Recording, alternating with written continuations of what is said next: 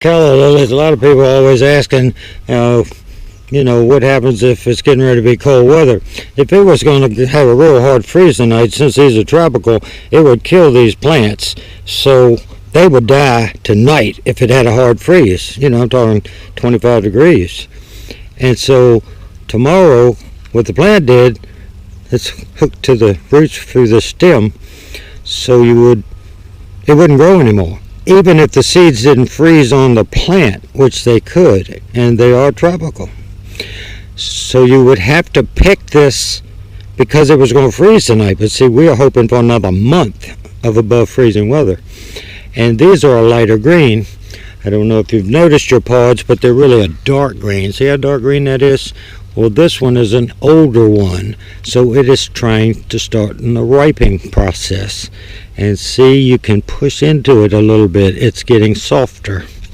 Where these are really pretty hard and firm. I mean, they're like a nut husk.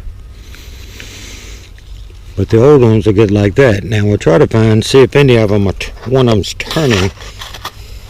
Well, I didn't find any more that were any lighter green than the other ones. See, these are all pretty dark, and that means you probably got another month or more. Another pod right there. We don't really save a whole lot of these. We've got some seeds. I don't know the life expectancy on them, but it's probably more than a year.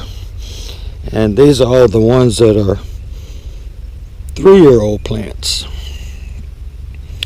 And unless we want to cover another spot, we got more than we need. Plus, I still got 20 or 30 of them at home in the greenhouse and all. Well, here's the okra I picked today. We picked them 2.5 days ago. That was only one that we missed. This year they've been extremely tender. Although that one's not popping with my fingernail. And we've eaten them up to about that size. Normally you want them not even that long. But one thing you'll notice as the fall comes on and you get less sun, the days are shorter, the nights start getting cooler. If you get okra generally looks about like that. What you'll start seeing is that. See how more defined that is, how darker that is. That one's actually shorter. There's a little breeze, but it's definitely blowing it back. But see, this one's shorter than that one. It didn't grow like this one did. They get harder and thicker, and you can tell it when you are fixing them. And so you really have to start cutting them a little bit earlier as the days get shorter, and the more cooler the nights, the more you'll see of this. And then at the end of the season, since this is Clemson spineless and I can use the seeds, and we've grown it forever, since the 80s, and this will be too sinewy, but we leave these on a few of the on the canes, or let's say, what would you call it, the trunk of the okra on the plant, and let it dry on its own. And we will leave it down there. Now, it's not going to get a real hard freeze before it dries out here in Central Virginia. And the best thing you can do is let it dry out, and it'll get moldy and everything. But you'll see these start to crack open, because that's what the plant would do to drop the seed on the ground, so it'll keep perpetuating itself. And that's when you pick them, when you see them split open. Now, if it's getting close, and like our garden's a long ways away, and if we weren't going to come down for a week, we'd pick them when we first saw the first little cracks, just so they wouldn't all spill out. But there's a lot of seeds in that, and that has enough seeds to more than do that row in a 2/3. That's about 50 feet of okra, maybe 7 inches apart. Just the thought about okra as the days get longer, nights get cooler. We need rain.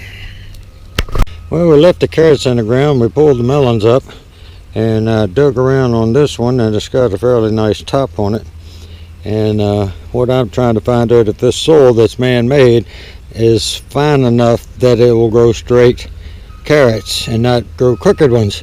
Because when a carrot is growing and it hits any obstacle whatsoever, which could be a piece of wood chip or a piece of compost or a twig, or clob of dirt, a rock, it doesn't go straight anymore. And then you'll see these 2 and 3 and 4 and 5 fingers coming out the top because it can't grow down any further.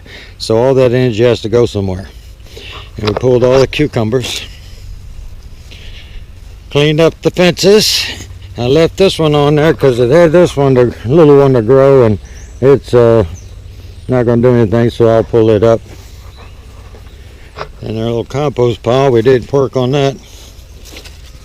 Get around this grapevine. There's a volunteer squash probably coming up, and this scuppernong is doing quite healthy. We're not going to give up on that. It might happen next year. I doubt it, but it won't hurt for it to stay in the ground. And this is my rudimentary, it's probably 5 foot. I was hoping for about 6. I don't want to encroach on a neighbor too much because the property line is that power line up there. And if you come down here, you could at least still walk by it.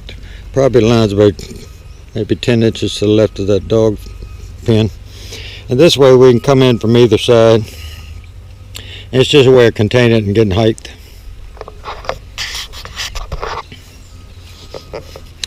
Don't want to make this too long.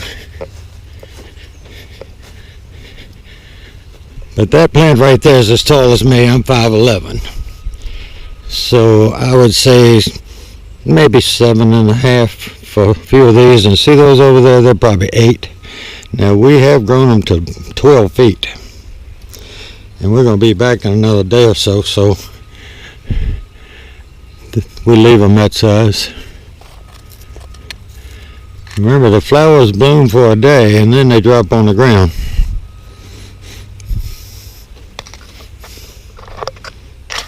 The cannas did well. They flowered nicely and all, but they didn't make many seeds. Usually every flower will set up a seed pod, and we haven't taken any off this. And I think it's a pollination problem. You can see right over there the tallest little seed pod sitting up there. It's got seeds in it. And see these others that just bent over. There's 2 little seed pods. There's a little seed pod over there, but the rest of them have no seeds. It's got to be pollination.